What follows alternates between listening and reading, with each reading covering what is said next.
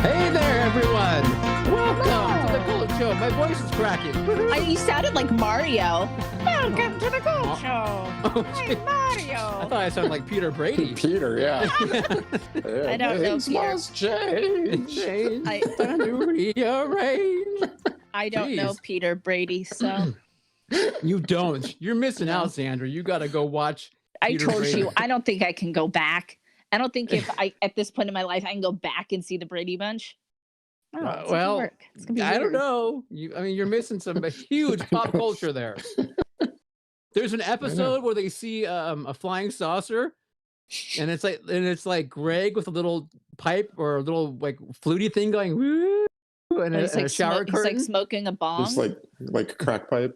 Yes, Yeah, yeah. of course. It's Greg's, yeah, it's the Brady crack pipe. They all use it. I mean, Alice is a freaking fiend, Right. man. It's the family crack pipe. Alice and Sam are like out in the dungeon, the basement they have, like doing the the injections and the smoking, the whole thing. Who's Sam? Is that the dog? Sam is the butcher. Oh, That Alice is the butcher, huh? Yeah. He's By like a trade and fucking serial by killer. Yeah, exactly. Yes. Alice and Sam are shady. I think they're they're I think definitely killing some people. they're doing some stuff on And she cleans it up because she's the maid, right? Yeah, I love it. There, see, I don't need to watch the Brady Bunch. I just There you solved go. it. I just solved that case. And there's Oh. the Marcia snorts the coke and goes like, "My Her nose, I know, right? That's what really happened. It wasn't the football that hit her, it was the coke. The coke just blew out her That nostrils. Coke will get you every time. Oh man, this is a Brady Bunch I want to watch. Okay.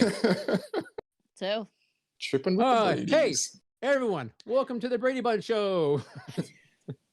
We're live. No, just kidding. This is the Cult Show, of course, and we are live on Friday night. Of course, we are together, separated, but again, as always, we are one. Whether there is distance, whether there is technology between us, it doesn't matter. weather. WEATHER or Oh, I just meant like we're WEATHER. having How some about extreme weather. Whether there is weather, Whether there's Yeah. weather, okay. we're still together. Oh, for all of our Texas man. peeps. We need to write a Thinking of song. them. Whatever, no matter what Ted Cruz does or where he goes, because he's a scumbag, it doesn't matter. He's So- like, bye, bye, bye, bye, bye. Yeah, it's cold. I'm leaving. See ya. I'm going to Mexico. Guys, did you know it's cold? Why are we all here? It's snowing. Oh, look, I'm going to build a big wall and keep you all out. But then I'm going to go to your country when it's cold in mine. See ya, You constituents. can't have just everything you want, sir. This is not Chuck E. Cheese, and it's not your birthday. Yeah. But the animatronics, I love the animatronics.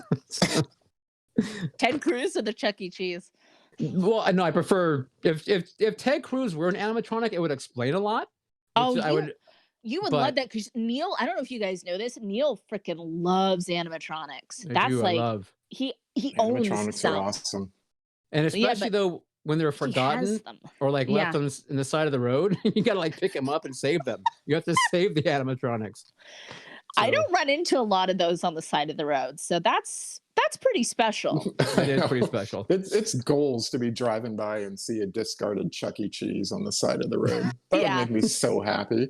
Or a weird Santa, or a country bear from the jamboree. Country Bear, that would be awesome. No, the country bears are fine. They just moved to Japan. I hear they're living it up at I always wanted over the there. moose. The moose that was like hung You on the side of the deserve it. wall. You deserve that moose. You do. Get the moose, goddamn. Is it not? But it's not Marty Moose. What's that moose's name? Do we know? I don't Anyway, know. okay, who cares? Bullwinkle? No, that's a different guy. Bullwinkle is head on a wall. All right. Hey, you know what? What are we drinking? Hey. We've been so far off course here. Oh. What's going on? Yeah. So remember I talked to you guys about my alcohol-free alcohol. Well, it's alcohol-free Your rum? spirits. Yeah, Seed you're The lip? rum? No, this time I'm doing No. the garden, which is my favorite. So this is the garden. It's very herby, very herbaceous. And I've got some Meyer lemons that my coworker grew. And I was like, free fruit. Thank you very much. And some like sparkly water. It's so good. It's very refreshing. Awesome. All right. Very nice. Very Very nice. nice. I am doing an old standard bourbon and ginger. Very Urban good. and Ginger. And I put together, in honor of today's show, I have the greatest American cocktail. I have a Manhattan. So I the have greatest a American Manhattan. cocktail in That is honor of the very- greatest That American is a very hero. good cocktail. It is a very good cocktail. So I think got a nice big one, nice and cold, just the way it should be. You got a lemon in there too? No, there's no lemon. No, Oh, your ice. it's ice. It looks like a lemon. Yeah. lemon. It does look Yeah. like a lemon. Yeah. We Oh. play tricks on you, the ice and I. So, Here, I'll send you a lemon. I'm gonna send it to you FedEx. I'll okay. get to you by like the end of the show, and you can Oh, put perfect. it in there. Thank you. Yeah. Thank you very much. Awesome. Yeah. All right. What is on tonight's agenda? Well, Sandra? tonight is a very, very special episode of the Cult Show. We are not only belatedly celebrating Neil's birthday by talking about one of his favorite horror movies of all time, House, but we have the star of House, William Katt. He's going to be here on the show. He's going to phone in, and we're all going to talk to him. And it's going to be amazing because when it's Neil and it's your birthday, you get some pretty cool stuff. People turn up for my birthday. People Like it is- turn up. They turn the F up. For my Yeah. birthday? So that's the Turn plan. up for what? Scott, thank you. I just got that. Scott's like, turn up for what? I'm like, oh, I Turn got for it. what? My birthday. Oh, how cute. I'm old. So- I'm old. Yes. Should we cheers? Cheers. Cheers. Cheers. Happy Quick. birthday, Neil. Thank you.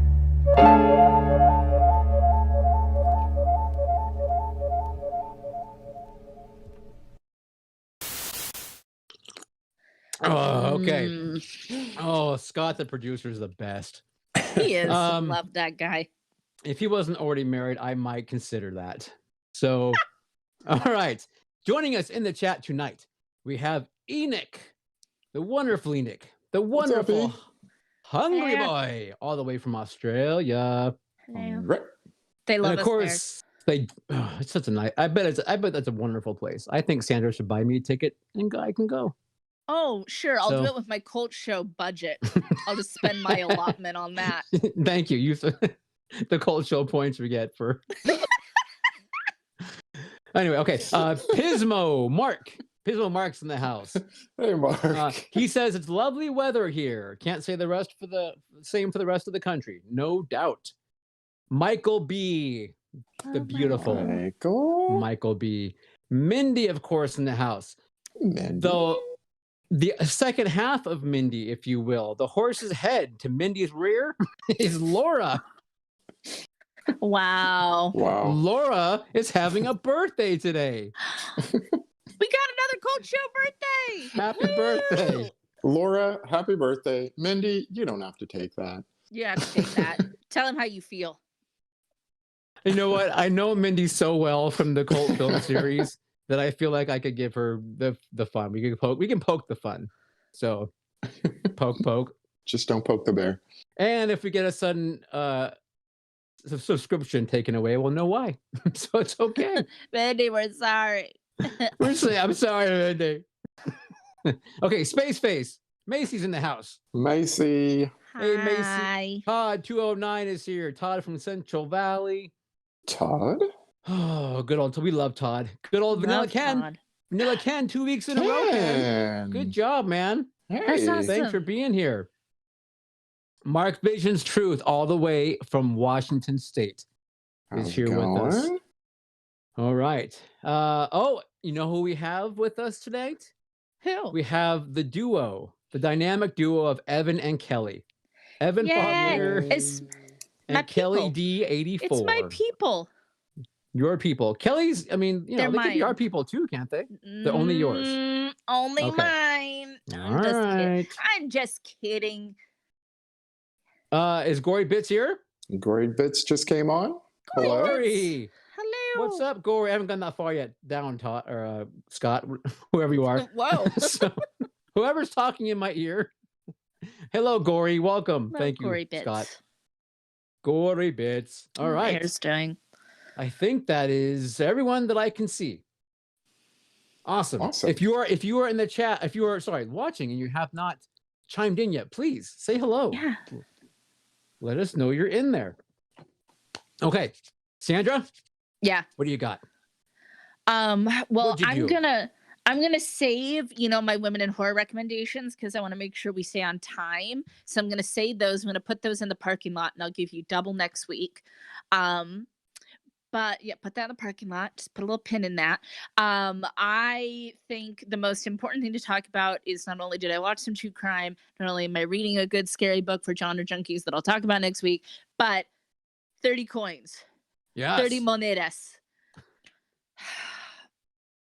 You guys, everybody needs to watch the show. If you have HBO Max, you can watch the show. And you should, because it's brilliant. Please don't let Neil and I down. We've had so many horror TV shows canceled on us in our lifetime. Don't let this happen. You gotta watch it. Then they'll make more. Yeah, don't do that to us. We couldn't get over it. No.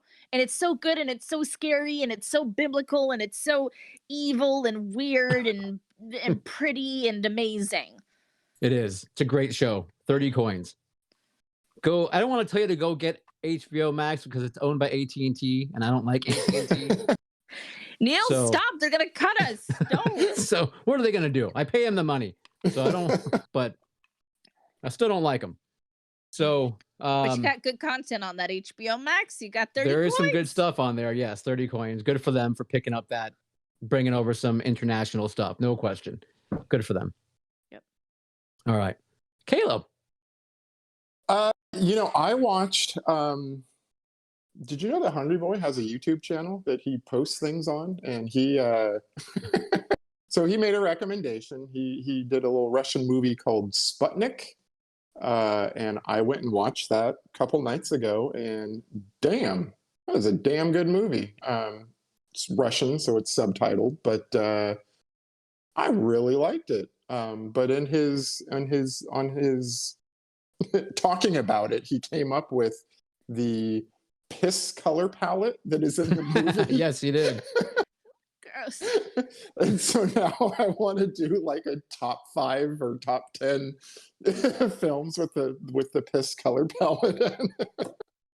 That's a good one. That'd be a hard one. Yeah, it would be. But I'm gonna leave that up to you, Caleb. I think that's a you thing. Yeah. But no, it is a really good movie. It's on Hulu if you've got that. Go check it out. I really enjoyed this movie. Yeah. Awesome. Okay, good. Yeah. Sputnik. Let's see. What did I watch?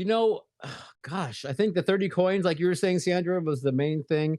There's a couple things, if it's okay, I bring up on this show. I know we're more genre based, which is kind of obviously more of the horror pop culture side with maybe a little science fiction and fantasy sprinkled in, but there's a couple real good comedies out there that I'm not sure if I just real quick, there's the one called on Apple, the Apple streaming service called Ted Lasso. I think it's called. I don't know. Correct me if I'm wrong, guys, but it's Jason Sudeikis is the main guy in that, and it is like him. Fabulous. I mean, I'm talking like the writing is so good, and it's a really, really good show.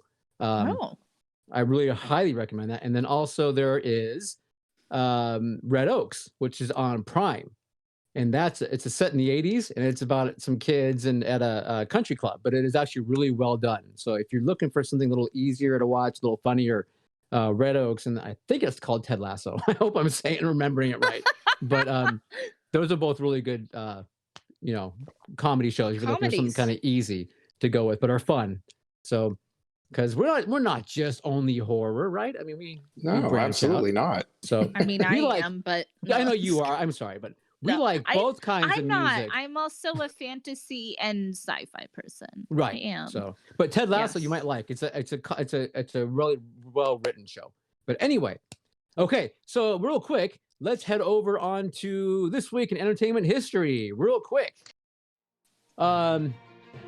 This week we have on the 16th of February, believe it or not, in 1951, it was the birthday of William Katt. Go figure that. What? Today's Well, I know. guest, William Katt. Today's That's guest, yes, his fantastic. birthday was on the 16th. So on Tuesday, he's had a birthday. And you know what? The fact that he is ready for us to call him, I think we should just skip the rest of entertainment history and do it right now. Let's Scott, get him let's on get the him on the horn. phone. Let's get him. Let's see what- Happy birthday. Is that William? Are you there? Yeah, this is me. I'm here. Yeah. How you doing? Yay. Hey, happy Welcome. birthday. A little bit older. Happy A little bit birthday. older, and but not much wiser. I'll say that. I don't know if anyone could get much wiser than you, to be quite honest. So you already have the knowledge of an owl, the strength of an eagle. You're good to go. It comes from a lot of failures, believe me. Oh, Oh. no. No way. And some So- successes. I was going to actually say before, I didn't realize you were going to come on so quick. Scott, good job on that. That was really good timing. That was But, perfect. Yeah, but Yeah, there- honestly, Bill, you are, I mean, I'm like a fanboy. So Yeah. Oh, goodness sakes. hopefully I haven't freaked you out too much over the years. But I mean, Bill, he's literally wearing your face on a I am wearing t-shirt your face and on my- has my and shirt. has the emblem in the background on a flag. Oh my It's gosh. just- No, when it comes to just just being a wonderful person and so goddamn talented. I mean, it's just, it really is you one of my favorite people, honestly. And so for you to be on with us Oh, thank you tonight, so I mean, much. it really, Thank you. it makes me so happy. I want to cry. But he's verklempt. Well, let me. Verklempt. Yeah, I love that. I want to apologize to you and your audience that I couldn't be on video, but I'm technically not very savvy, and I because of COVID, I couldn't have one of my kids come over here and do it for me. So, but I'm here on the phone. yes, No, well, that's wonderful. And we're also a podcast, so the podcast people don't mind. They can't see us Oh, anyway. good. Thing. Oh, Yeah. good. Oh, well, there you go. Okay. in fact, we get better results with our podcast. They don't have to look at me, so it works out better. actually. So So Neil, can Well, I let good. our audience know that they can put questions down if they want us to ask Yeah. some questions of Bill? See- Please, Sarah, guys, you're put in the charge. comments. No, Of Neil, you're in course. charge. This is your birthday. You're in. Oh, that's right. Yours It's and my Bill's birthday birthday. episode. that's right. You didn't know, It's the Bill. We both birthday have episode. birthdays. We both have birthdays in February. So actually, Caleb does too. Okay. Caleb's at the end of the month. Yes, I do. So Yeah. lots Well, of birthdays. good for us Aquarians then, I guess, huh? Absolutely. So in fact, everyone, that's how I guilted Bill into doing this. I'm like, hey man, it's my birthday. Will you please come on the show? Please. But you are super busy, and so it is really appreciated. Yes. So that being said, let's talk real quick, I guess, if we can. I mean, Scott brought up to you earlier about Pippin. Mm-hmm. Mm-hmm. And I know that, I mean, he's really interested to know how, I mean, I'm assuming that was an audition process you went through for that. Well, We're just kind of the curious, like genesis how of did that- it? Yeah, I was going Go to ahead, say yes. the genesis of that story, how I ended up in that. For years, I had auditioned for Bob Fosse and Stu Ostrow, who was one of the original producers of that show. And I auditioned for them many times. In fact, twice I got flown to New York. And I thought one time I was going to get it, but it didn't work out. And a few years later, after the first season of Greatest American Hero, I had garnered some attention, public attention, and I was doing pretty well. And I got called again to see if I wanted to do it. And I met with, I walked into the room and Mr. Fosse was there behind with a pianist, accompanist. And I said, Mr. Fosse, I said, I've auditioned for you so many times. Do I really have to sing it again? And he said, no, you got the job. So that was great. I got the job. And then, Awesome. and then it's funny, we rehearsed that in New York at the Broadway Arts, a rehearsal place I believe it was on 57th and Broadway. And then we took the production up to Toronto, and just outside of Toronto, we filmed it. And Bob, Mr. Fosse, wasn't supposed to do that. He was not supposed to direct it, but from the first day of rehearsal, he was so attached to the project, and he knew it was being filmed, that he was there every single day, and ended up really putting the whole thing together as a director, but he did not take credit for it. You know, Wow. his assistant Kathy was supposed to have just been there every day to help out. But it was so awesome to work with him. He was one of the giants in American theater, you know, and I was just so thrilled to have done that production and get to perform it. We performed it, let's see, for 5 days, 5 times in front of a live audience. And then one day they brought the cameras up on stage with no audience to get close-ups and stuff. Oh, okay. Wow. Yeah, Fosse. I mean, he's an icon. Icon. Oh my gosh. Yeah. That's a Absolutely. Oh my gosh, what a great show. And I'm not a huge musical theater person, but I do like Pippin, I have to say. Oh, thank you. Yeah. They did a bang up, and I think it won several Tonys in the last few years ago. They did a reboot of it. That did very, very well in New York, and the national tour did very, very well as well. I think it won some Tonys as well. Very cool thing to be a part of on your resume. Obviously still a huge favorite for a lot of us here. See, we like things besides horror. Yeah. Although when there's no William Katt or Ben Vereen or whatever, it's kind of like, you know, loses the magic a little. It loses the magic. Exactly. Yeah. So yeah. Well, thanks. It was great. That was right after the first half season of Greatest American Hero, because we had kind of an unusual rollout on Hero. We did the pilot, and then we were down, and then we did like 4 or 6 shows of the series, the hour show, and then we were down, and then we did 6 more after that, and it was in between one of those spells that I got called to come back to New York and do Pippin. So that was great. Were you guys filming awesome. that? That was great. I was going to ask if you were filming that in LA. No, we filmed that we rehearsed in New York for about 5 weeks, and then we took it to Toronto, and we shot it in front of a live audience for 5 performances in Toronto, or just outside of Toronto. It was wonderful. Cool. Yeah, Very so cool. it was good. I've done a lot of theater in my life, but it doesn't get talked about a lot. But I've done quite a bit of theater over my lifetime.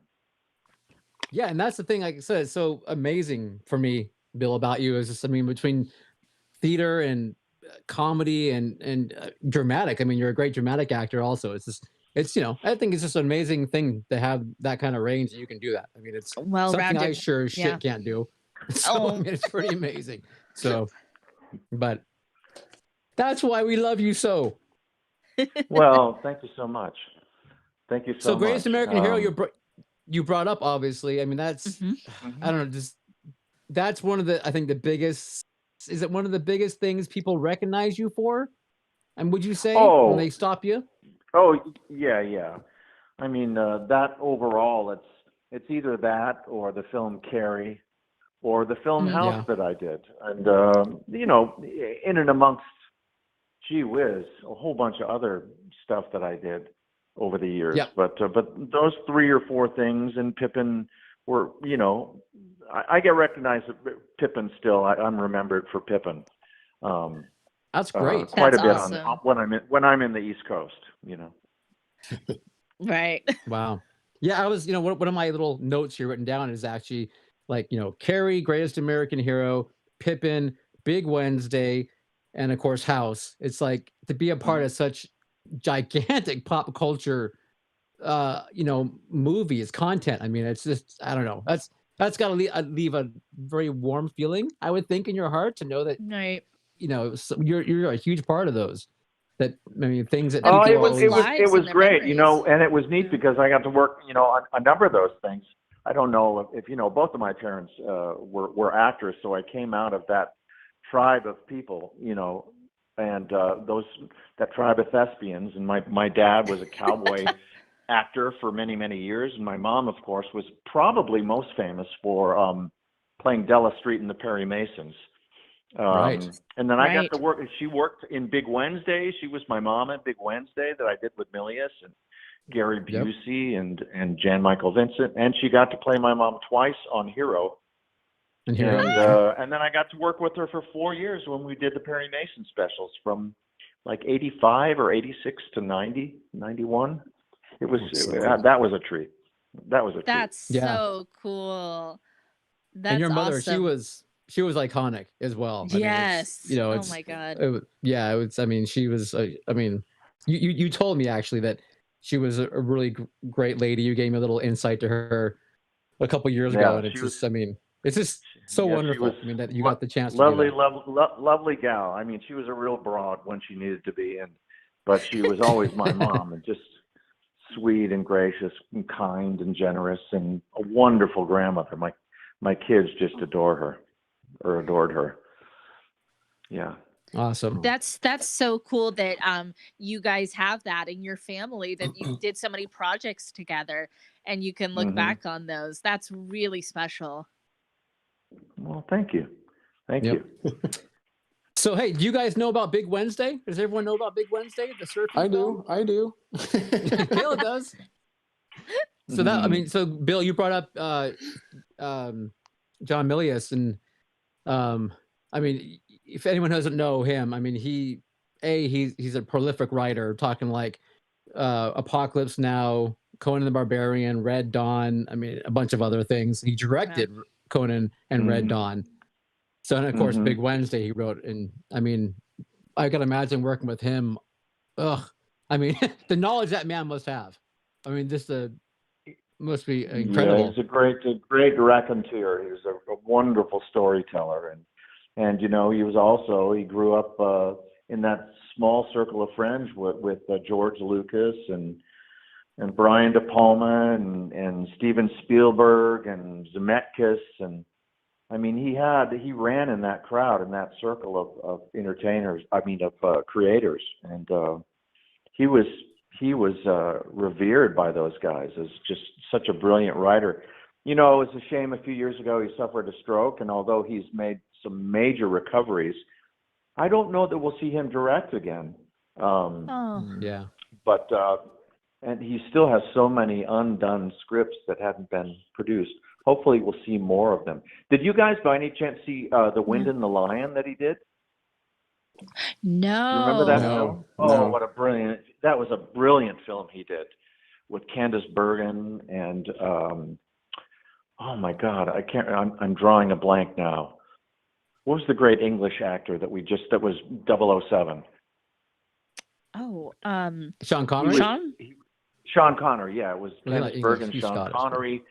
Oh, it was a fantastic film. If you ever get a chance to watch it, Oh. The Wind and the Lion, it's a wonderful film.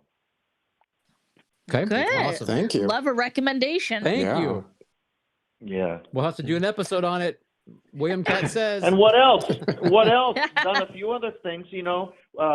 Neil, I think that I got to work with a dear friend of both of ours a few years ago on a film called Sparks, which did pretty well out there. It was a small film, but very, very well made. And I think we should salute Chris Foligno on that one, huh? We should, Chris. Aw. He's talk about a gem of a human being. Holy cow. Aw. Yeah. Chris is a Lovely guy. great guy. And Bill got to play the bad guy. So that's even Ooh, more fun. nice. Yes. Yeah. He was. Yeah. And what else? He was a What's meanie. another He film was a people know meanie. me for? Was A Man from Earth. Did anyone catch that? Yep. Man from Earth was a Jerome Bixby script that we shot a few years ago. Tony Todd and a host of other sci-fi, well-known sci-fi actors were in that. And that was a small little film that was like The Little Engine That Could. It was a small film that just became a cult favorite among the sci-fi and horror fans out there. Ooh, that would be another good one for us. That sounds totally like Like a good cult show pick. Sandra, Yes. Big Wednesday has got Robert Englund in a little role in it. That's so cool. Yes. Yeah. So Bob and I met Bob. Bob and I starred in. We worked with way back in like 1970. It was in the early 70s. We were like spirit carriers in a play at Center Theater Group with Cyrano de Bergerac. Richard Chamberlain was playing Cyrano de Bergerac. Wow. Oh my God. Mm-hmm. Mm-hmm. Oh, and we you were two both were on stage. in it. We both met when we were in our early 20s. That's how far we go back. Oh, that's so cool. Wow. you know what? I He love actually that. he was up here for we had a film festival. Oh God, 4 or 5 years ago now, and he was up here, and he actually brought that up, and I had mentioned you, and he was like, "Oh my God!" He told me a very similar story about you guys meeting when you were so much younger. So that's kind of funny. Yeah. I love it. Your Sounds roots. better. Yeah, and he when you watch Big Wednesday, if anyone ever cares to watch it again, good film. But you realize that the narration was all done by Robert Englund. That's his voice narrating the film. I'm Wow. gonna watch that again. Wow. Hey, so there's in Big Wednesday, there's that great scene where you and Gary Busey and Jan Michael Vincent all get on the surfboard at the same time while you're out on the ocean. Mm-hmm. So that was you guys, right? I mean, it sure looked like you guys. No, that particular shot. No? Man. That was not the three of us. That was PT and Ian Carnes, and I forget who the other guy was. Jay Ridley, Okay. I think it was. It was the doubles. Oh, bummer. Okay. So it was the doubles. It was the doubles. Yeah, on that particular shot. But Jan and I did a lot of our. But you own guys did a surfing lot in of that. surfing. No, you did. We did. Yeah, We no, did I a don't mean lot to take of away. surfing. Absolutely. Nice. Yeah. And was that all in Malibu? We You guys shoot that all in Malibu? No. We shot all the surfing stuff was first that we shot. Gary was not a part of that, but Jan was a part of it. We all went down to El Salvador in Central America. Wow. And at a place called we stayed in a little town out there and surfed at a point break called La Libertad and Sunsol. I believe one was a beach break and one was a point break. It was wonderful surfing. The break was a lot like Malibu, the way it would break. So we surfed there for a while, got incredibly sick. We all came home. I lost like 25, 30 pounds. We all got amoebic dysentery from the water down there. Oh, wow. Oh no. Yeah, that's why in that film I'm so skinny. You can see in that film, I had lost so much weight. And then we did the main shooting most of the shooting was here in Central California, and then we shot all the big wave stuff. We all went to Hawaii for the big wave stuff on the North Shore. Okay. Wow. Nice. That's some incredible And locations. Gary Busey left us there. Gary left us while we were in the North Shore, and he went to do Buddy Holly, which he is revered for. Absolutely. He got a nomination for that. Yeah. He did. Yes, he did. Absolutely. Wow. Okay. Should we take some audience questions? Oh, I was just going to say, I was going to segue by saying, Bill, we're actually covering the film House tonight because it is actually the 35th anniversary of the film. Okay. Believe it or not. I know, hard to believe. Yeah. Congratulations. So- Pretty cool. Yeah. Yeah. So I my notes say that it was released on February 28th, I think it was, of 86 in the US. So it's coming up. Gee. I know, Wow. crazy. Crazy. But one of our audience, crazy baby. One of our audience is asking you what it's like to have been in the movie House and as well as do an episode of the TV show House. Well, Like, did it blow your mind? Like, what a coincidence. Full circle. well, those are both very, very different animals, And I was a supporting player on the TV series, and Right. which is a drama, House MD, or what I forget. Was it just called House or House MD? I don't know. I've I heard was it called both. pleased. Yeah.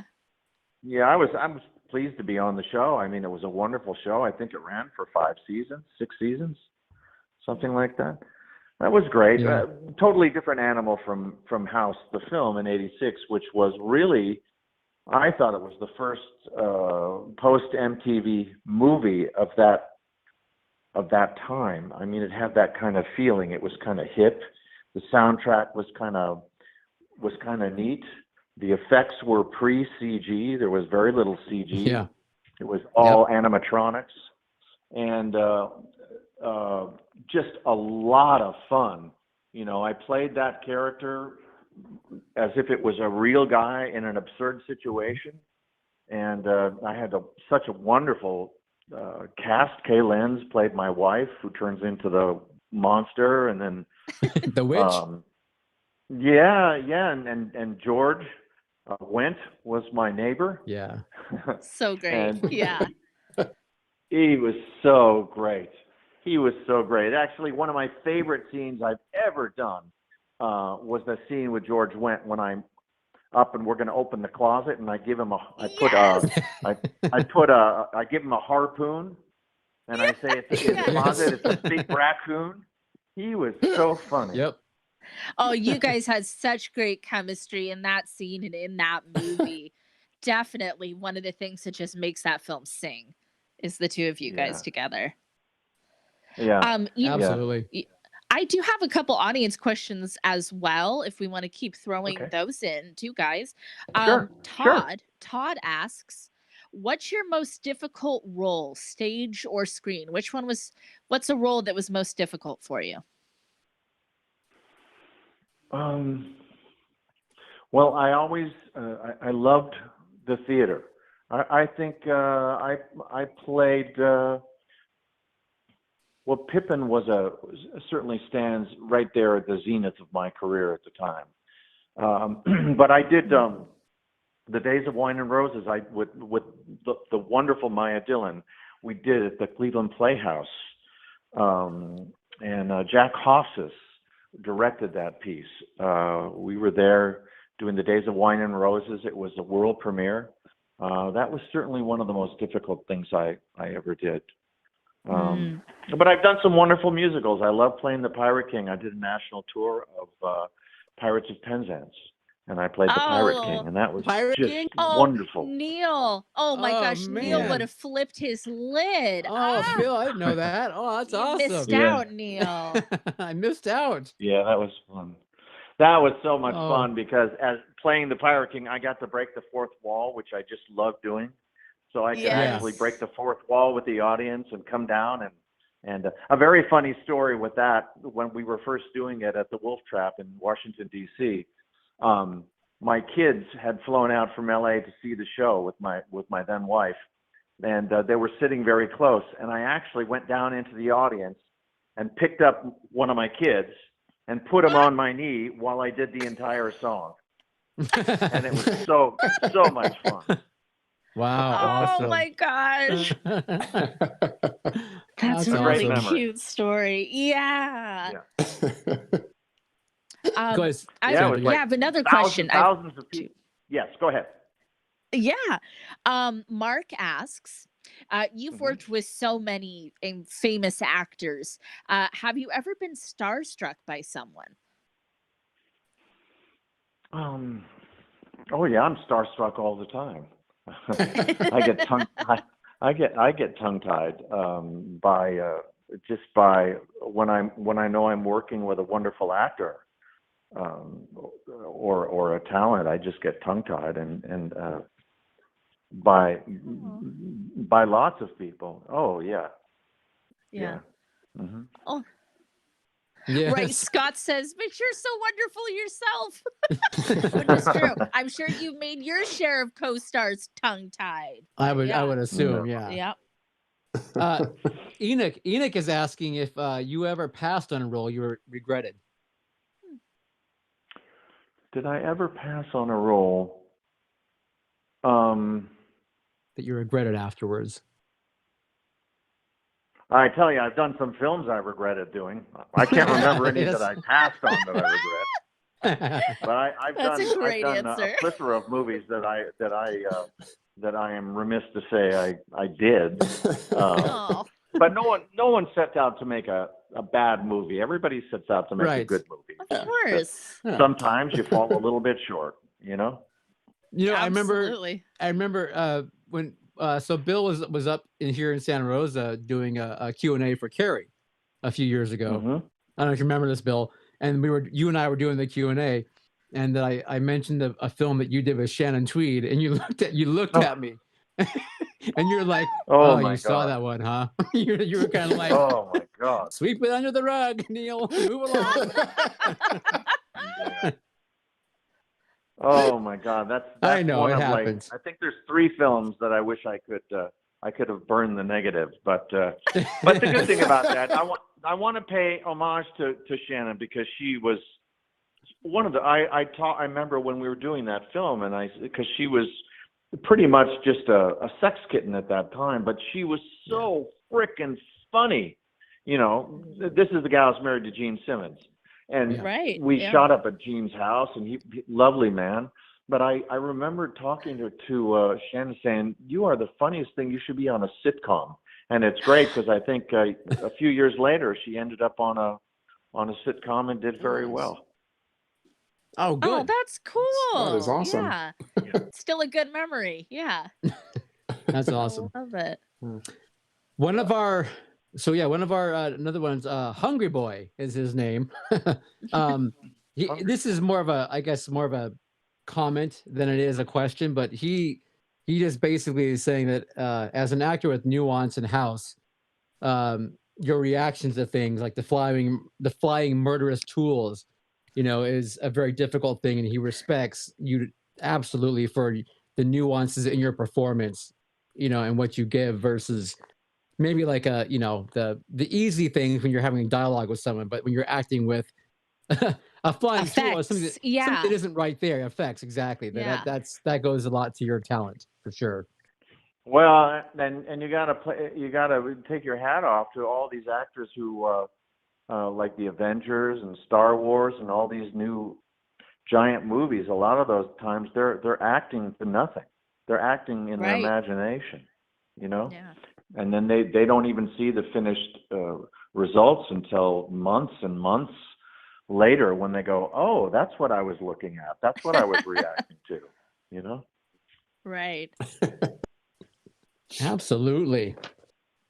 So you Sandra. said that. Oh yeah, Go I ahead. was gonna say. So you said that people recognize you definitely from Carrie, which I know is just a huge, huge fan favorite among a lot of people who watch our show, Mhm. and I'm sure they'd love to hear a little bit about what that was like filming Carrie. Well, what was that like filming Carrie? I was living in kind of a white ghetto with a couple friends. I was very young and living with a couple guys in a house, barely getting by on unemployment and the theater. I did a number of plays at the Mark Taper Forum, Los Angeles, and worked at different theaters, regional theaters, South Coast Repertory, and worked up at ACT at some point. And I was playing in little clubs with a guitar and playing around, making a couple bucks. And I got a call because Brian De Palma and George Lucas were casting for their separate films. Star Wars was George, of course, and Brian was casting for Carrie. And they were seeing virtually every young up-and-coming actor and actress in Los Angeles, and I think they did auditions in New York as well. So I was in that group and ended up coming into audition for both of them. Sadly, I didn't get to play Luke Skywalker. Almost, though, I think. I think It's Kurt Russell's fault. We all know it. My big hair did me in. I had Farrah Fawcett hair Oh. those days. No, it was Kurt. We can just blame Kurt Kurt, Russell. Bill. It's Yeah. okay. But I did get to do Tommy Ross, and that was quite wonderful. A lot of fun. A lot of fun. Oh, cool. So Oh, there was that's a question in chat. Was that your real hair in Carrie? I'm guessing it is. Oh, yeah, But Yes, that was my real hair. Actually, Oh, Bill, you can't nice. see it, but your hair and Carrie and Caleb's hair now are very similar. actually. Caleb So- said Really? he styled it in homage of your hair. Yeah. Oh my god. Oh my god. Well, I'm so lucky. I have a lot less hair, but I still have hair, so that's good. Yes. That scene in Carrie, though, that's in the classroom with you, up front, and then Carrie in the Mhm. foreground. Hmm. They use it's just a wonderful scene because it's just I don't know, it's just the way you're smiling and the look on your face with Sissy in the background. I don't know. It's still to this day, whenever I watch it, it's just something about that scene just makes me I don't know, makes me happy. Chills. Yeah. No, it's just happy because like the look on Bill's face is just so it's like you're in high school and you're What? happy and there's it's just life. Yeah. You're- Well, it was going like, during when we were shooting that. I was just so happy to be there. What was going through my mind was, I can't believe I'm on this film and I get to be in front of a camera right now. And Sissy Spacek is sitting about 20 feet behind me, and Brian De Palma is over by the camera, and I'm going, holy shit, man! I can't believe I'm here. yeah. was- So I that was was real happy. joy. That grin was Yeah. for real. I love it. That's awesome. That's Wow. so great great. story. Not acting. Not No. at all. Wow. So, real quick before we let you go, is there any fun stories or anything they call it these days? The kids call it tea. Any tea you can give us? Any dish on House? Any fun little tidbits we don't know about? Maybe. On House. Because Well- we're gonna praise Gonna you talk as about it, Roger yeah. Cobb in a moment. So Oh, good. Well, just know going into it, anyone who's listening, Steve Miner, that whole film wouldn't have worked without Steve Miner, who directed that film. He's just brilliant, and he has a really wicked left of center sense of humor, and that's what made that film work so well. A tidbit with that film: the first time that monster comes out of the closet, the big monster that's going yeah. to when the clock strikes 12. Well, my oldest son was on the set that day. We were shooting on set in Hollywood, and he was watching. And when they said Roland, that monster came out of the closet, he started screaming so loud that they had to cut. And I had to send him and my then wife back in a town car home because we couldn't get the shot with him on the set. That's That's a good great. endorsement, though. Filming a horror movie, that's good. That's what you want. Yeah, exactly. And that the actual exterior of the house it's somewhere it's near Arcadia. Where is that? Remind me. Do you remember? I don't know. It's somewhere a little bit Monrovia? east of a little east of Pasadena. It was an actual house, but they did put a false front on there. The house is still there, but they put a false front on that house. And we shot there for about a week. And Okay. the pool was there in the backyard. I think is it Monrovia area? If I remember, somewhere in that area, somewhere around there. Yeah, I think so. Right there in the foothills. We're gonna go scope it out and maybe park in front for a while, see if we can find it. So I'm down. tell them That's funny. William Katt sent us. That's right. So Yeah, I'll send All you right. the address. They'll appreciate that. perfect. Thank you. All right. Well, I think we're past our allotted time because Bill, you are a busy guy, so we don't want to keep you anymore. But No. thank you so much for Okay, well, joining us. This You is- guys are great. Well, thank you so much for having me on the show. I want to send my best wishes out to all your fans that are listening on the podcast, and I hope the rest of the year. I hope this COVID thing goes away soon, and everybody stays healthy and safe. And Yes. and I'm sending out my best. thank you, and to you as well. Thank for sure. you. Yeah. You and your family, absolutely. Bye, guys. And Thank you. Thank you for taking the Thank time. you. Okay. Bye. Thank you. Oh, I wish we could go on forever. What a guy. What a guy. I know. And sorry if we didn't get to your questions, guys. I know. Maybe Neil can send him some follow-up questions. And I know Todd was giving me a lot of shit about hogging the guest, but he doesn't know what happened beforehand, where I was told that no one else had questions prepared. So I was trying to like keep it moving. But The people had questions, Neil. I know they did. That's but- okay, Todd. Todd, remember who your real friend is here. Remember who your That's real right. friend is. Caleb and Stan's were your real friends, Yeah. Todd. Yeah. I'm the devil with the fiddle in Tennessee or wherever the hell that is. Oh my God, Georgia? Georgia, thank you. Georgia! The fiddle in Tennessee. Oh my God, that's like the best alternative title to The Devil Went Down to Georgia I've ever heard. The fiddle in Tennessee. So I guess we should talk about House. Let's do it. I'm excited. I'm excited now. Me That was a great too. interview, so I'm happy. Oh my God, he's a lovely, lovely person. Yes. He's so Absolutely. sweet, so kind. Yeah. I'm so glad he got to join us. So House, as I mentioned, this is kind of Neil's birthday pick. This is a movie that is very near and dear to his little beady heart. This film is released on Caleb's birthday, What? February 28th. Of course, as was mentioned, Steve Miner, director, screenwriter, Ethan Wiley. This is a story of a horror novelist named Roger Cobb, who's haunted by the unsolved disappearance of his young son. And he's going through a marital separation from his actress wife, who's quite famous.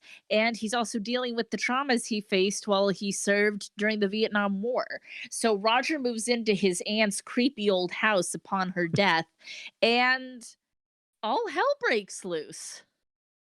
Yes. Yes. Yeah. Absolutely.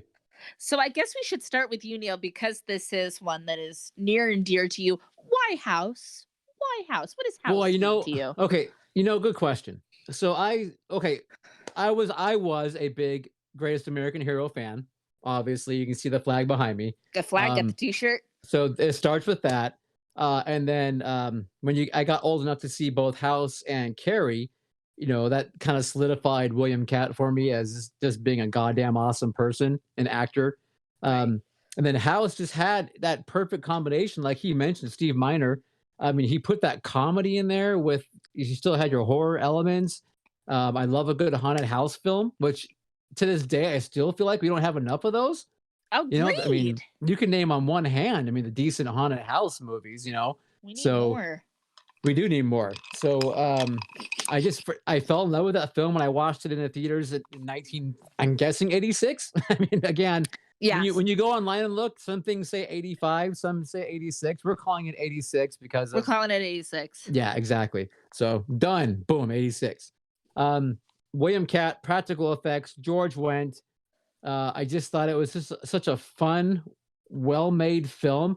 It's a Sean Cunningham production, which I know Bill won't ever mention this. I'm going to say it now that I know that there's issues that he had with Sean Cunningham after the fact with regards to royalties and things that I have heard since then, that some actors have issue with Sean Cunningham in Bummer. regards to certain issues. Yeah.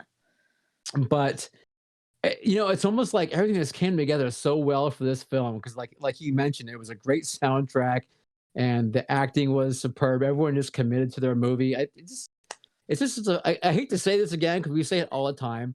It is a fun, charming film, and it makes me very happy. We love to say charming. That is do. like, if there's, a culture drinking game out there, when we say charming is a really good time to take a shot. So this was, Caleb, do you want to go next? And I'll No. I'll go next. I go next. Me, pick me. So this was my first time upon viewing this film. This was yet another movie that I knew Neil loved, and was very much like, well, you can't watch it without me. You can't watch it without me because I hadn't seen it. Can't do it. So we watched it as a people, and I see why you love it. I see why a lot of people love it. It definitely has its, I knew that it was beloved, but it is almost, it's one of those things. It's beloved, but it's also criminally under talked about. Yes. And so it's like, this was great. I mean, I laughed a ton, obviously, but it's really deep. It's actually it's deep, and we all Right. know that I love that. We all do. But when something kind of has like a lot to say, and it's dressed up in this kind of bizarro suit, which makes it really fun. It's weird, it's bizarre, and that's something I love. Is there's a genre of books called weird fiction, and this is kind of like this would belong in there. This is like it's like a weird movie, and that's a compliment, right? But it's like, you know, he has to go through like facing his demons and his trauma from the Vietnam War to like free his conscience and free his son. And it's like it kind of just makes you think about like I told Neil, I'm like, what does the house show you? Does the house show different people different things, you know, based on like their traumas and what they have to, you know, their demons they have to wrestle? Was, you know, Auntie, like, was she like a really well balanced person, so she was able to kind of keep the demons at bay for a long time? I don't know, like it just kind of makes me, it makes me think, but it's also just really like cute and charming, and like we said, just great chemistry. Yeah. And you know, everything just kind of, I don't know, flows really nicely in this movie. I was pleasantly surprised at how much I got out of it. She finally liked a film that I liked. So that's what it was. That's what it was. That's all she wanted. That's all he wanted. I swear to God. I swear to God. I swear to God. We like a lot of the same movies. But I have a feeling that conversely, Caleb's going to give a different opinion. Okay, so I thought this movie was okay. What I did like about it, I really like that they addressed PTSD. Yes. I thought that was like very ahead of its time, that they weren't like glorifying war in any sort of way and Love saying that. that it's all clean. And okay, so I really did like that. The acting and the chemistry was great. The practical effects were very, very, very, very cool. I really did love those. The story to me was just like I don't know why. One of my least favorite horror tropes is, why don't you just leave? Like, just get the fuck out of the house. And without some sort of reason, like in The Host, you know, they give a reason. She's poor, a poor single mom, you know, working and going to school and has no money. She has nowhere to go. You know, in Amityville Horror, you know, they've leveraged themselves to get this house and they can't go anywhere. In this, you know, they have shown that Roger has his own house to live in. So as soon as these things start, and after that happens and he doesn't leave, I've checked out. I'm done. And that's on me. I get that. That is on me. But I just can't. I watched it, rewatched it again last night. I'm like, my God, Caleb. No, Caleb. So, I am but done. Caleb, he had done. to stay. He had to stay at the house because he knew that the house had something to do with his little boy's disappearance. Yes, and he definitely had a reason. But I disagree with that though, because he saw his kid in the window like one time and like turned him off with the remote control, and then you never see him again until much later. He had to get ready. Later. He had to get ready to face those demons. He has Caleb. no idea. He had to go into the heart of darkness. He doesn't know that his kid is there. He never knows that his kid is there. Ever. Caleb. White people do not leave a house when it's I know. That's what it comes down to. He can't do it. We've learned this. Can't do it. They don't do it. So that's what I'm saying. It is on me. I understand that you guys love this movie. And I'm just saying there are things about it that I thought were done very well. But the story, for me, 2 thumbs down. But no, but Sandra's correct. I agree with Sandra in that his son, he is convinced his son was lost in that house, to that house. And he was there to find him. And that's why he stayed. That's why he stayed through it all. To me, the story doesn't show that, or it doesn't reflect that very well. Okay. So be it. So be it. It's one of those things where, you know, it's like, this happens all the time when you review films or books, and people are like, but it was clearly in the text. And then other people are like, it was not in the text. And it's like, He turned his son off in the window because he knew it wasn't his son. That was the house he's playing like, tricks this on is him. a house trick. But then again, I don't think he knows what's going on with the house at that point. So how did I? He does though, because he tells the real estate agent, "My aunt believed this house was haunted." Yeah. So, which by the way, how fucking cool is that scene when he's talking to the real estate agent and the guy just like shoots a freaking harpoon at his head? Oh my God, that's so good.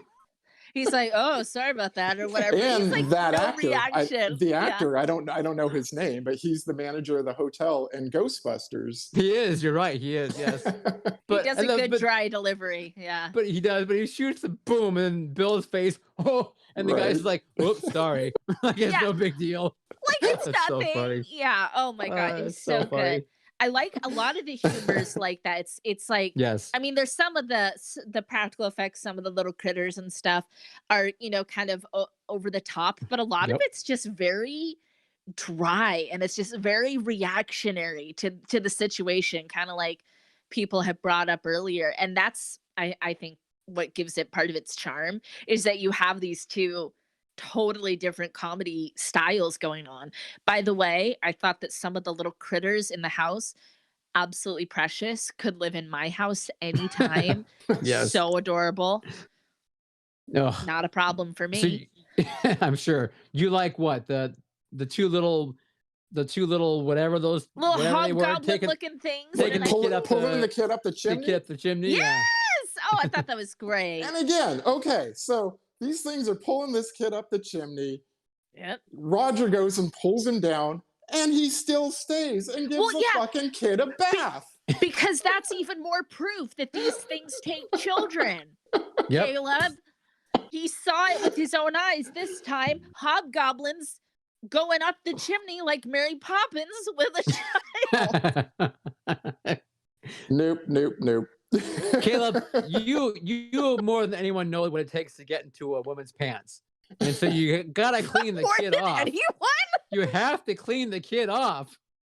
So he had a chance with that lady. So that's what it takes. No, I think as soon as that lady dumped her kid on him, he knew. He was a worldly man. He knew it was up. Yeah. I love it. Leave your child with a complete stranger. It's fine. He has an honest looking face. I knew your aunt. I'm sure you're fine. I swim in your pool. Yeah, so it's not a problem. We're cool. Yeah. Hey, your aunt let me. It's okay. Yeah. That was pretty funny that, you think it's this other thing that she's, they're going to hook up, and it's, no, I want you for free childcare. That's cute. Cute. Charming. Well, yeah. So and how bad of a mom is she? Yeah, I mean, you could argue dropping him off on a stranger. Hey, I'm gonna go out and go do some disco with my gentleman friend. Here's my kid. Can you watch him, please? Well, we don't know that. It could have been a girls' night. Yeah, or an AA meeting. I mean, you're right. We don't know what it was. We don't know what she was up to. Or sexual anonymous. What do you call that? Sex ed. What's the addict? Sex You're an ed? addict. Sorry, no, not ed. No, I like that. I'm going with that narrative. She was going to sex ed classes. She was teaching sex ed. She had a kid, and she's like, "How did I get this kid?" Yeah, she had a kid. Yeah, she had no idea what happened. What happened? Yeah. One day she just bent over and she thought it was gas, and then a kid came out. She didn't know what was going on. They have a whole TV show about it. Can we talk about George Wendt? Oh my God, he is so wonderful in this film. He's so precious. Yeah. Roger Cobb does not deserve George Wendt. He does not. You're right. I mean, like Scott and I were talking about, he pulls Roger's book out of his pocket. His like beaten and broken copy, and it's like he just he's meeting his hero. And he lets him down. And it's like he just looks so earnest and so true in that moment.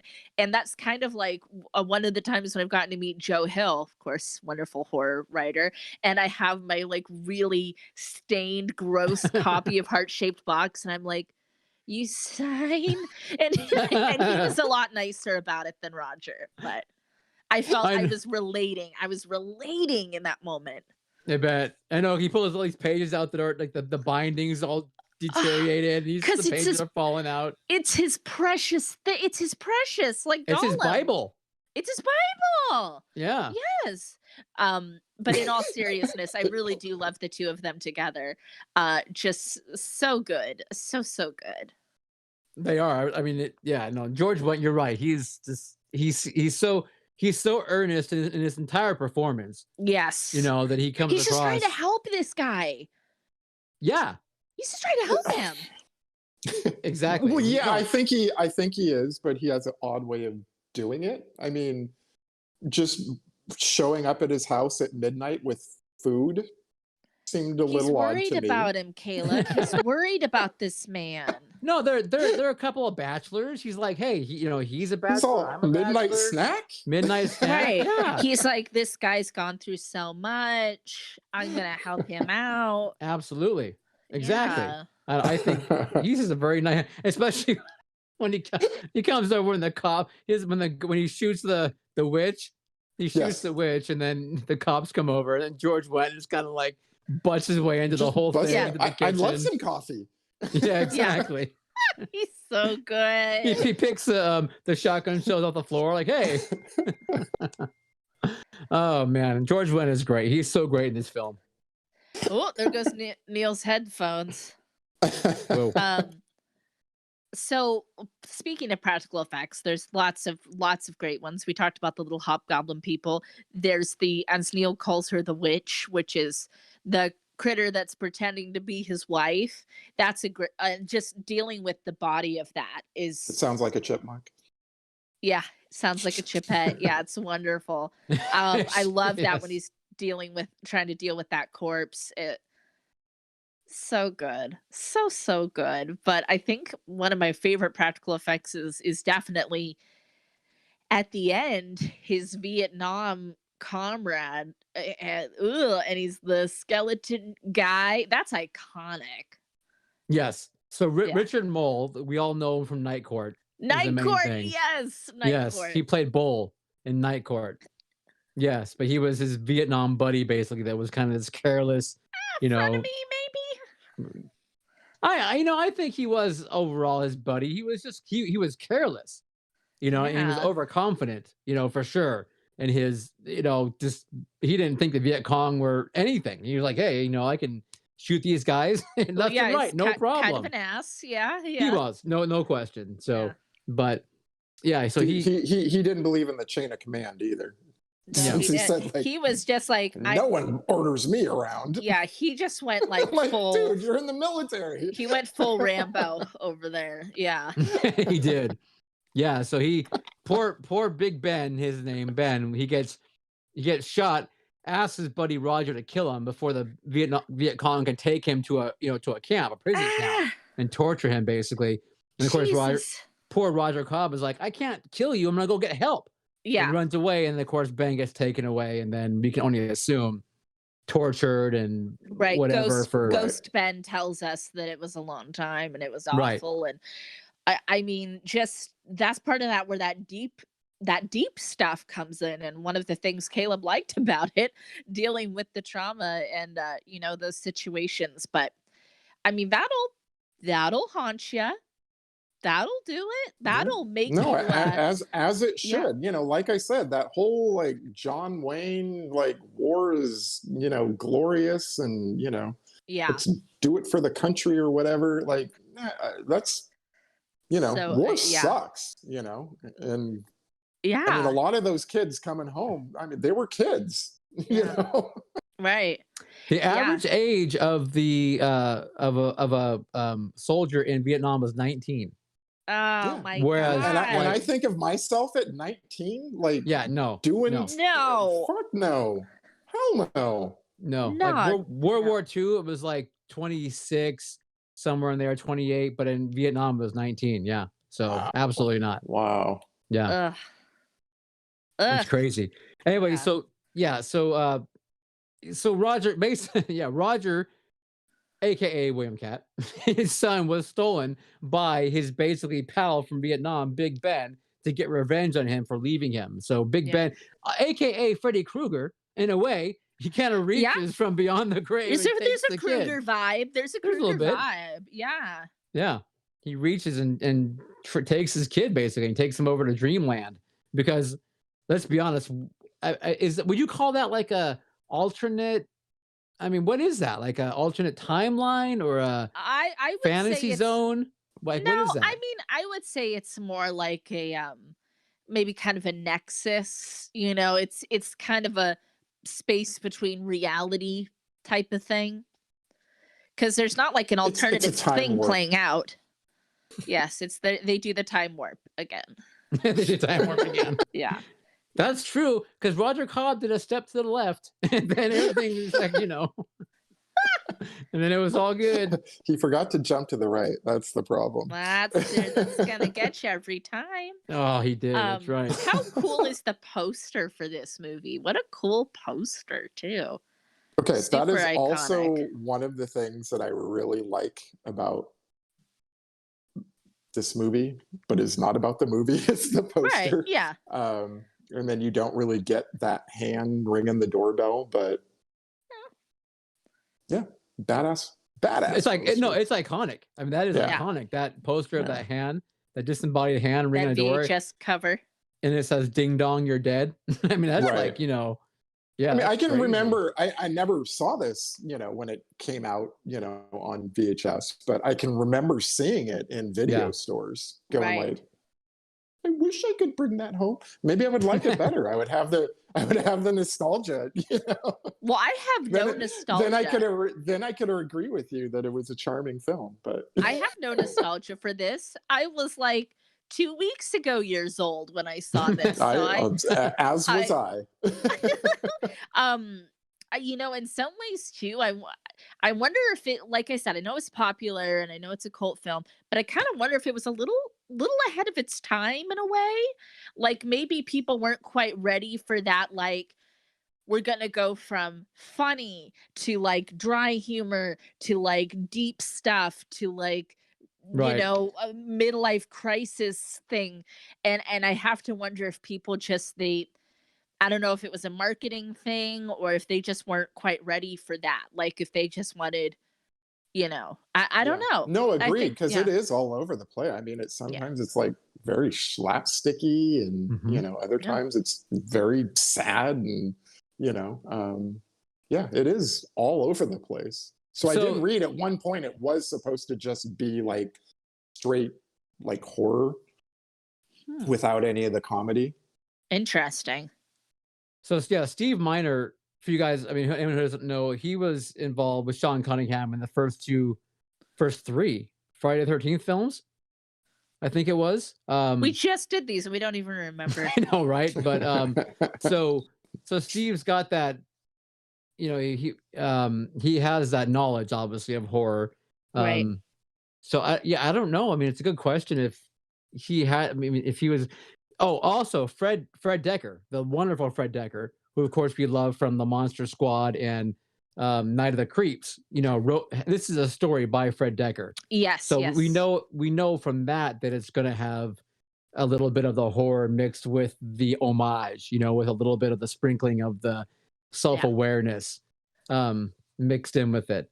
So that's a good question. I mean, I don't know. I could like Bill said. I mean, it's because of Steve this film worked so well.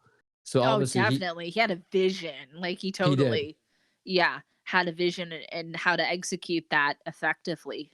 Definitely. Right. I mean, adding in levity, but at the same time, I mean, you're right. Because you think about this movie, it's about you lose your kid, you divorce your wife because most marriages don't survive when you lose a kid.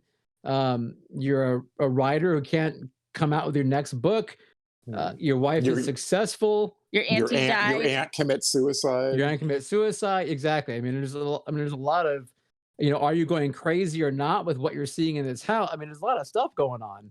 Yeah. So it's a lot to unpack in an hour and a half film. Yes.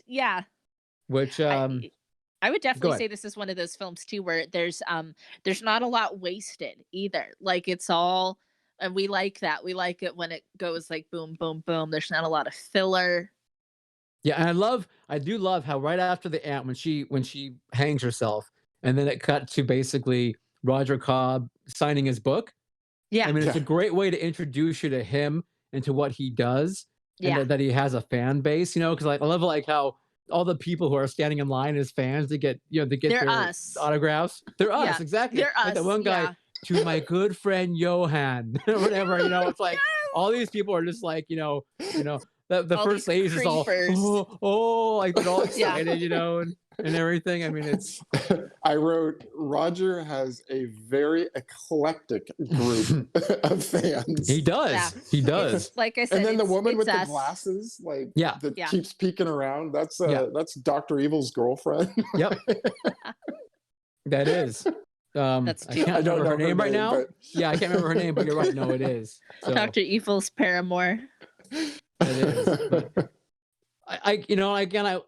I can't say enough though about William Katt's performance in this film, because as Hungry likes to point out, there is so much nuance to his performance when you go back though really and watch his reactions and his little I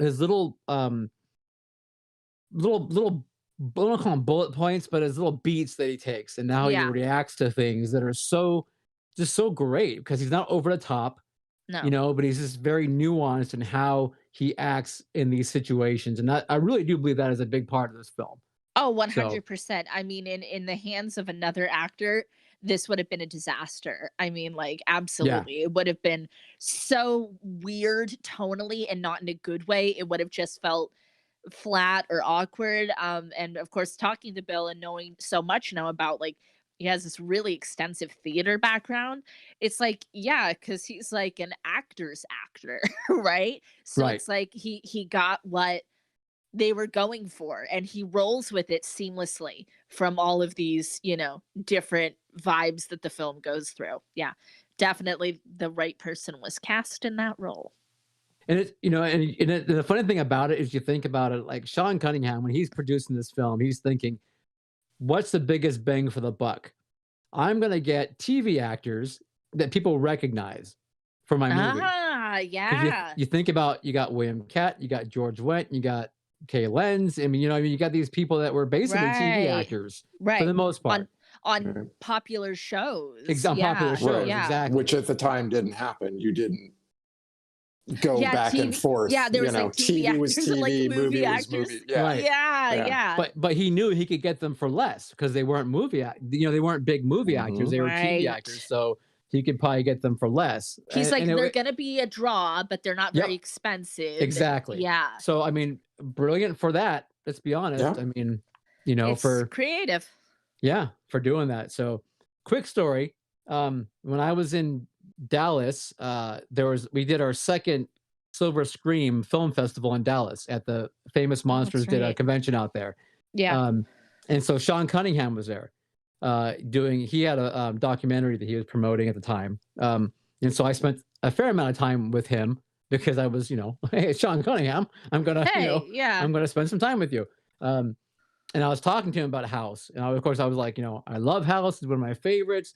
And he's like, oh yeah, we're actually looking at doing a, kind of rebooting it and doing a reboot on it. And I was like, if you do, for God's sakes, send me the script first, because I am a huge fan of that movie. You're like, I'm going to let you know if you're going to screw it up or if you're going to be okay. You're like, send me the script You're like, first. I am the goddamn expert on this I'm film. serious. I was so adamant to him. I was just He's probably like, who are you? No, but so this was after Caleb probably it was a 2.5. It was a Friday night, Saturday, Sunday thing. So Saturday night, we're at like the dinner thing, whatever going on, and I was sitting with him.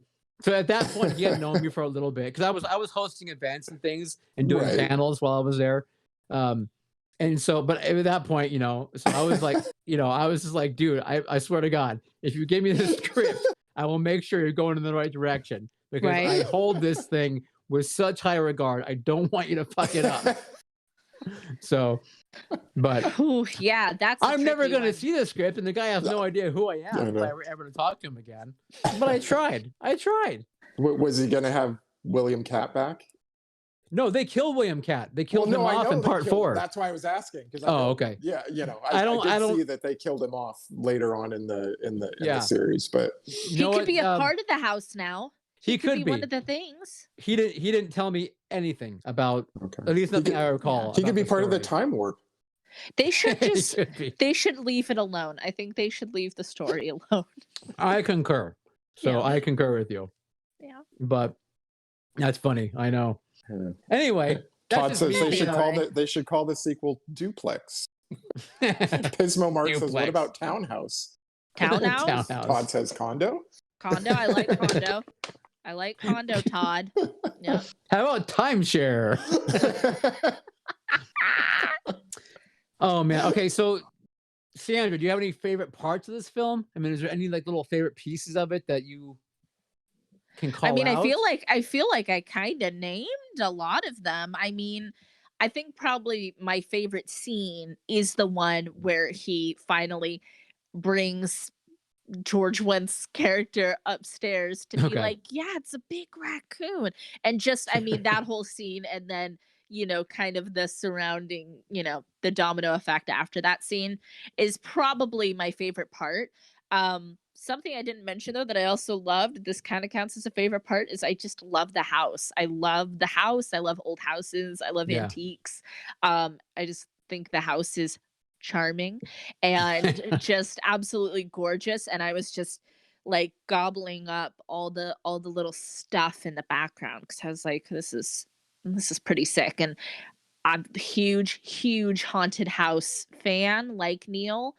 And we need more. We need more. We do Especially need where the more. house is a character like this. Love that. Yeah, and it was set in Marin. We Yeah. love Yeah. to see it North Bay setting. We love to see that. Absolutely, even though it was That's in our like neck of the Monrovia or woods. something. So, Right, yeah. yeah, down in So- LA. But I love no, the I was choice, laughing yeah. when George Wendt asked him, "You're an A's fan, right?" Yep. Right? Yeah. Like they went Oakland, not San Francisco. Oh yeah, especially back in that day, they kind of claimed that area. yeah, Yeah. that's true. They probably picked who was doing better at the time. Right. Maybe, Interesting. Yeah, good point. Good maybe question. I don't know. Like, Who knows? But that's my final my kind of concluding thoughts. Big fan. House, big fan. Yeah. So, I mean, Caleb already. Caleb, you're like, again, I would walk I'll say, out. so my favorite scene is the first monster you see when he finally opens the door, and that for like Okay. Bill was saying, when his kid was Yeah. there, like that's the very first one you see, really, Yes. right? Yeah. You Yeah, I hear think some so. things, and that's a cool monster. It's sort of, it reminded me of those beetle things from the Dark Crystal. I forget what they're called. I think Ah! it starts with a G, but The yeah, I know what you're talking about though. Yeah. yeah, I mean, it kind of has that vibe, but I think that's just a great effect, and all of those practical effects were really amazing. So you know it's kind of funny though. If you go back and watch that scene where he first opens the door, the first time you see it, right before he opens it, the whole wall moves. Like you, Oh, really? like you see the whole wall move like it's made of paper. I mean, it's like the whole thing goes. So it's it's like you're like, oh geez, okay, but Wow. you have to be looking for it, but you can totally see it when you go back and watch. But Oh, that's hilarious. I'm gonna look for that. that creature is cool because it is sculpted. You can't even in the movie you can't see half the detail of how well it was sculpted because there's on its sides there's like skulls and people's like faces, almost like it's a soul. I mean, like it's like Freddy's chest, like it sucked your souls in or something, kind of like that. Yeah. Back to the Okay. Freddy Krueger thing, yes. So Back to Krueger. back to Krueger. All things lead back to Krueger. All But- roads do lead to Krueger. They do. All roads. Thank you, Hungry. Gartham is the Gartham, yes. Hungry, of course. See, I remember the G. Good job, Caleb. Good job, yes. Gartham. Let's not Boy. talk about that anymore. For me, I mean, God, I love so much about this film. I think they did a really good job with that giant fish on the Love the board giant fish. after he Love shoots the Right? it. giant- And the poor Yes. fish is like squealing, and its eye kind of shaking. I feel so bad for the bad. fish. It never looks quite the same after that scene. And I should Yeah, because just, it's got a towel thrown over it. I know, and I just like want to take it with me. There's a droop to it, and it's like, it's okay, my sweet, I sweet swear, fish. it's like one of those animatronic "Take Me to the River" basses. Oh, take it to the river, toss me in the water. Yeah, But this is decades before that. Decades. Well, this then was the. You know what? Maybe they have a lawsuit. This marlin walked, crawled so that fish could walk. I don't know. So that fucking talking bass can walk. Just like He Yes. has I a want name that. I too. want He has that a name. swordfish to turn and go like, "Take me Excuse- to the river." I believe it is Billy Bass, if memory serves. He does have a name. I don't know. Oh, that was well done. I thought that was pretty well done, actually. But anyway, there's so much in this film that I love. Again, I'm thank you guys for humoring me and watching it, and Anytime. so it's really, even Scott liked it, which makes me happy. So Oh yeah. You I'd house it up with you anytime, any day of the week. any day of the week. All right, I like House, and I guess that's it. Otherwise, right? Is that it? Yeah. That's all I got. Awesome. Nice job. So next week, Boom. I think Caleb picked a couple films for us, because technically next week is Caleb's birthday, but But these are not his birthday picks. right, he is graciously postponing 1 week so that we could finish off February. Yep. So Caleb, why don't you say? So I would get to pick 2 weeks in a row. You do, You yes. kind of did. Though to be fair, I think these picks were a little bit of a group decision. They were. yeah, They were. yeah, All right. yeah. So, February, we've been talking about women in horror, very important. But what we never did say was that February is also Black History Month. So next week we will be doing Blackula and Tales Tales from the from the Hood. hood. Yeah. Tales from the I was living I'm in like- a white ghetto. I am like I'm like a stage mom over here, like telling you like tales, Whispering my lines. hood. I'm Yeah, just like- exactly. Jazz hands. Jazz hands. Dracula. Yeah, exactly. Oh, it's gonna be a good time. I'm super looking forward to next week. Yeah, Yes. should be fun. And Should be that's your fun. homework, cultist. If you need to be refreshed on those films, you got a week to do it. So chop. Get to it. Get Yep. to it. So a huge thanks to William Katt for joining us. That was fabulous. Thank you. He Thank you. texted while we were doing this saying thank you so much to everyone. He had a great time. He thought everyone was fabulous. So he loved the questions. So everyone, please go forth knowing that you made William Katt happy. So Yeah. that's a big thing. Yay. What a good birthday Awesome. gift. This Yeah. was great, guys. Thank you so much, everyone. It made me really happy to talk about this film and to have everyone so interested. It's great. It's good times. Well, happy birthday. Happy It's late. birthday. It's all right. And Happy to birthday, Laura. Laura. Laura. Yeah. Happy birthday, Laura. You, birthday, Laura, Will, Caleb. There's so much going on. So much in February. Right? Ah. Abe Lincoln. What's the first president names? Washington. Whatever his name was. George. Yeah. Yeah, George. Happy birthday, George. With the teeth. Yeah. George exactly. George With where? the teeth, yes. With the wooden teeth. That They guy. weren't wooden, by the way, but they were fake. They were fake. Okay. What were they made from if they weren't wooden? They're made from like porcelain and bone and other shit they used to mix together to make teeth. Porcelain and bone. Okay, another shit. All right. Yeah. Good to they know. just mix it up. and History. just You come to slam us for it. your They found a historical facts. cadaver. They ripped the teeth out. What was left of them Nice. anyway. Yeah. All right. Credit, Scott. Credit. Bye, friends. Oh my goodness. Bye, my Evan, friends. Mindy,